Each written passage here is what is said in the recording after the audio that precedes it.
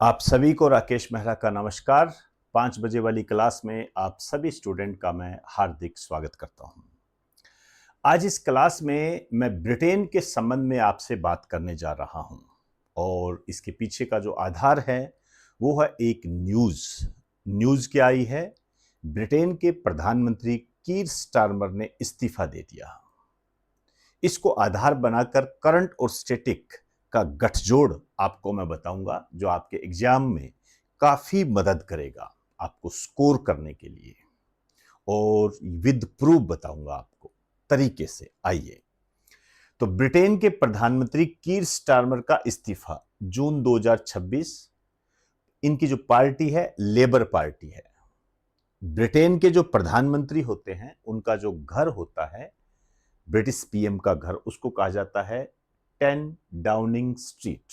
यहां आपको विशेष रूप से एक बात ध्यान रखनी है कि भारत का प्रधानमंत्री का जो ऑफिस होता है, भारत का जो पीएमओ होता है, प्राइम मिनिस्टर ऑफिस, उसको एक नाम दिया गया है, 2026 के अंदर दिया गया है। उसका नाम है सेवा तीर्थ। यह आपके एग्जाम की दृष्टि से मोस्ट इंपोर्टेंट है। यदि मैं ब्रिटेन की राजधानी की बात करूं तो लंदन इसकी राजधानी है, टेम्स नदी के किनारे। और ब्रिटेन में राजतंत्र भी है, मोनार्च। तो राजतंत्र है तो यहां शासक है, राजा है। तो ब्रिटेन के वर्तमान में जो राजा है वो है चार्ल्स तृतीय। ध्यान रखना, ये आपके सेकंड ग्रेड में आ चुका है। और ब्रिटेन के संबंध में बहुत सारी बातें हैं जिसे हम वर्ल्ड ज्योग्राफी के तहत करते हैं। आप जानते हो ब्रिटेन के कई प्रसिद्ध शहर है, मैनचेस्टर, जो सूती वस्त्र उद्योग के लिए प्रसिद्ध है। उसी को आधार बनाकर हमारा जो अहमदाबाद है उसको भारत का मैनचेस्टर कहा जाता है। खैर, ये तो बहुत डिटेल की बातें होती है। और एक चीज और बता दूं आपको, दुनिया का एकमात्र, विश्व का एकमात्र अलिखित संविधान ब्रिटेन का संविधान है। और हमारे संविधान पर जो छाप देखने को मिलती है वो ब्रिटेन के संविधान से मिलती है। ये भी एक अच्छा क्वेश्चन है। तो मैं वापस आता हूं, कीर स्टारमर जो कि लेबर पार्टी है, इन्होंने इस्तीफा दे दिया। यहां पर आपको मैं ये क्लियर करना चाहता हूं कि पिछले 10 सालों में लगभग 10 प्रधानमंत्री ब्रिटेन के बन चुके हैं। ये हमें ये बताता है कि ब्रिटेन का राजनीतिक तंत्र थोड़ा बिखरा हुआ है। अब ये राजनीतिक तंत्र क्यों बिखरा हुआ है, इसके कई कारण हो सकते हैं, जिसमें से एक महत्वपूर्ण कारण जो बताया जा रहा है वो है ब्रेग्जिट। अब ये ब्रेग्जिट क्या होता है? ब्रेग्जिट, बी आर मतलब ब्रिटेन, एग्जिट मतलब बाहर निकलना, ब्रिटेन का को ईयू से बाहर निकलना, ब्रिटेन का ईयू से बाहर निकलना। ईयू क्या है? बहुत महत्वपूर्ण है ईयू। ये यूरोपियन संघ होता है, यूरोपियन संघ। और आपको बता दूं, इसकी जो स्थापना हुई थी ये हुई थी 1 नवंबर 1993 को। और यहां क्लियर कर दूं, मोस्ट्रिच संधि के तहत, मोस्ट्रिच संधि के तहत इसकी स्थापना हुई थी। और यूरोपियन संघ का जो हेड ऑफिस है, जो इसका हेड ऑफिस है, ये है आपका ब्रुसेल्स। ब्रुसेल्स इसका हेड ऑफिस है। बेल्जियम, बेल्जियम यहां इसका हेड ऑफिस है, ध्यान रखें। और ब्रिटेन जो ईयू से बाहर निकला था, ये लागू जो हुआ था 31 जनवरी 2020 को। बातें तो देखिए पहले ही चलने लग जाती है। तो ये जो यूरोपियन यूनियन है, इसकी जो अध्यक्ष है उर्सुला वान डेर लियोन। आप पूरा नाम लिखना चाहो तो पूरा लिख सकते हो, उर्सुला वान डेर लियोन। ये भारत की यात्रा पर रही थी। क्यों यात्रा पर रही थी? ये इसलिए यात्रा पर रही थी क्योंकि एक तो भारत के साथ एफटीए करना था, फ्री ट्रेड एग्रीमेंट, जो कि हो गया। और इससे भी महत्वपूर्ण जो बात है, ये हमारे 26 जनवरी 2026 को गणतंत्र दिवस पर मुख्य अतिथि रही। और इनके साथ जो आए थे वो यूरोपियन परिषद के अध्यक्ष आए थे। तो ये जो यूरोपियन यूनियन है, इनकी अध्यक्ष है उर्सुला वान डेर लियोन। 26 जनवरी 2026 को भारत के गणतंत्र दिवस पर मुख्य अतिथि रही। यहां देखिए, इनके साथ जो आए थे एंटोनिया कोस्टा आए थे, ये यूरोपियन परिषद के अध्यक्ष है। तो ये दोनों हमारे गणतंत्र दिवस पर 2026 में मुख्य अतिथि रहे। तो आप खुद समझ सकते हो कि ये कितना इंपॉर्टेंट है। भारत ने ईयू के साथ एफटीए किया, फ्री ट्रेड एग्रीमेंट किया। क्लियर? आइए, अब ये तो आपको पता लग गया कि ये आपके एग्जाम की दृष्टि से मोस्ट टू मोस्ट इंपॉर्टेंट है। इसमें तो कोई किंतु परंतु नहीं है, नो डाउट, इसमें कोई समस्या नहीं है। लेकिन सवाल ये पैदा होता है कि इस पर क्वेश्चंस कैसे बनेंगे। देखिए, यूरोपियन यूनियन की स्थापना कब हुई? 1 नवंबर 1993 को मोस्ट्रिच संधि के तहत। ये मोस्ट्रिच संधि होती है ना, ये बहुत इंपॉर्टेंट होती है। इसका जो हेड ऑफिस है ब्रुसेल्स में है, बेल्जियम में पड़ता है। इसमें बहुत सारी चीजें आती है, जैसे यूरोपियन परिषद भी होती है, यूरोपियन संसद भी होती है, और यूरोपियन कमीशन तो है ही मेन। तो अब ये जो यूरोपियन कमीशन है, इसकी जो अध्यक्ष है उर्सुला वान डेर लियोन, जो कि गणतंत्र दिवस 2026 पर भारत में मुख्य अतिथि रहे। और इनके साथ आए थे एंटोनियो कोस्टा, जो कि यूरोपियन परिषद के अध्यक्ष है, प्रेसिडेंट ऑफ यूरोपियन काउंसिल। और फिर इन्होंने भारत के साथ एफटीए किया, फ्री ट्रेड एग्रीमेंट किया। तो ये बातें तो एक कॉमन सी बात हो गई, ठीक है ना। यहां जो मैं आपको बताने जा रहा हूं, इसके सदस्य देश, ये आपके रच बस जाने चाहिए।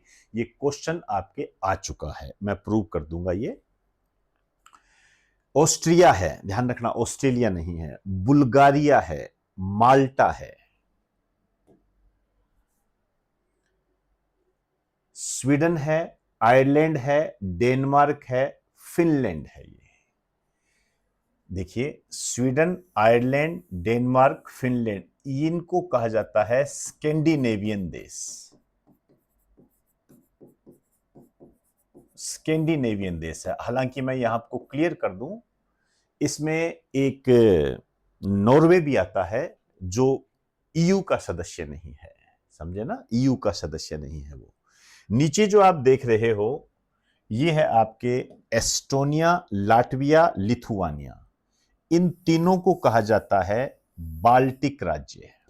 ये बाल्टिक राज्य है, बाल्टिक सागर के ये पास में है, इस कारण से इनको बाल्टिक राज्य कहते हैं। स्कैंडिनेवियन कंट्री, निम्न में से कौन सा स्कैंडिनेवियन देश है, कौन सा नहीं है, इस पे इस तरीके से क्वेश्चन बनता है। इसके अलावा बाल्टिक राज्य कौन कौन से हैं, तो ये 3 है बाल्टिक राज्य, बाल्टिक सागर के आसपास पड़ते हैं, इस कारण से इनको बाल्टिक राज्य कहा जाता है। तो ये कौन से हैं? Estonia, Latvia, Lithuania. Greece, Hungary, Cyprus, Italy, Giorgia Meloni यहाँ की प्रधानमंत्री है, जिसे भारत के प्रधानमंत्री ने मेलोडी चॉकलेट दी थी। मेलोडी चॉकलेट चर्चा का विषय रही थी। France, Emmanuel macro. फ्रांस में एक स्थान है, नहीं बताने जा रहा, पता करें, जहां पर G7 की बैठक हुई, प्रधानमंत्री नरेंद्र मोदी जी गए, बहुत चर्चा में रहा, मैंने आपको बताया था। जर्मनी, जर्मनी में चांसलर होता है फ्रेडरिक मुर्रे, ये ध्यान रखना। लग्जमबर्ग है, बेल्जियम है, नीदरलैंड है। ये जो 3 है, 3 देश जो है, इनको कहा जाता है बेनेलेक्स। बहुत आता है ये क्वेश्चन, बेनेलेक्स। बेनेलेक्स, बेनेलेक्स में कौन शामिल है, कौन नहीं, हालांकि नाम से ही पता लग जाता है। BE Belgium, NE Netherland, Lux मतलब लग्जमबर्ग। पोलैंड है, रोमानिया है, स्लोवाकिया, स्लोवेनिया, कंफ्यूज मत हो जाना, पुर्तगाल, स्पेन। ये जो 2 देश है, पुर्तगाल और स्पेन, ये होते हैं आइबेरियन, इनको आइबेरियन बोलते हैं, ये आइबेरियन होते हैं। क्रोएशिया है, चेक गणराज्य है। ये बहुत महत्वपूर्ण बातें हैं, ध्यान रखना, मैंने आपको जोड़कर बताया है इन चीजों को। ये जैसे हंगरी है, ग्रीस है, हंगरी है। हंगरी की जो राजधानी है बुडापेस्ट है, यह भी दिल्ली पुलिस के अंदर आई थी। सॉरी यूपी पुलिस के अंदर आई थी, माफी चाहूंगा ये। तो ये इसके सदस्य हैं, ये आपके रच बस जाने चाहिए, तभी बात बनती है इस पे। ये मैं किस लिए बता रहा हूं, क्योंकि एक क्वेश्चन आया हुआ है आपके, ये रहा, ये जो क्वेश्चन है आपके, ये है आईएएस प्री 2026। क्यों आया है, मैंने आपको पहले ही बता दिया, ईयू भारत के साथ कनेक्ट रहा, चाहे गणतंत्र दिवस के मुख्य अतिथि के रूप में हो, एफटीए के रूप में हो, इस कारण से। तो 27 सदस्य देश है, तो इन 27 सदस्य देशों के साथ हमारा एफटीए हुआ है, कहने का अर्थ ये है। तो आपके सामने है, निम्नलिखित में से कौन से देश यूरोपियन संघ के सदस्य है? बेलारूस, दूसरा पोलैंड, तीसरा जर्मनी, चौथा स्विट्जरलैंड। अब ये कह रहा है नीचे दिए गए कूट का प्रयोग कर उत्तर चुनिए, 1, 2, 4, केवल 1 व 4, 2 और 3, 2 और 4। अब आप देख लीजिए, बेलारूस क्या है? बिल्कुल नहीं है, नाम ही नहीं आया। अभी पढ़ा पोलैंड, अभी पढ़ा था ना अपनों ने, ये देखो, ये रहा पोलैंड। तो ऐसे पढ़ोगे तो चीजें रहेगी, ये पोलैंड है। अब आप देखिए, यदि आपको एक भी पता लग गया कि सर पोलैंड है, मुझे पता है, और उनका मुझे नहीं पता लग रहा, तो जिसमें 2 आएगा वही इसका आंसर होगा। इसका मतलब बी तो कभी हो ही नहीं सकता। एक ऑप्शन काट दिया आपने, बहुत बड़ी बात होती है, अपने आप को कमजोर मत समझिए, बहुत बड़ी बात होती है ये। जर्मनी है, अभी आपने देखा, स्विट्जरलैंड नहीं है, तो 2 और 3 इसका आंसर हो जाएगा। क्लियर?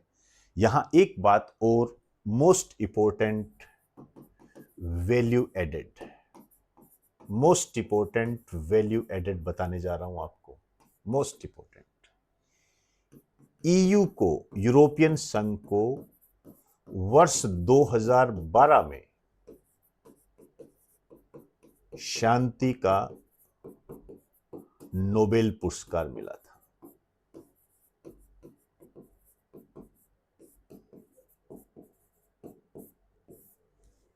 वर्ष 2012 में शांति का नोबेल पुरस्कार मिला था, अपने आप में बहुत महत्वपूर्ण है।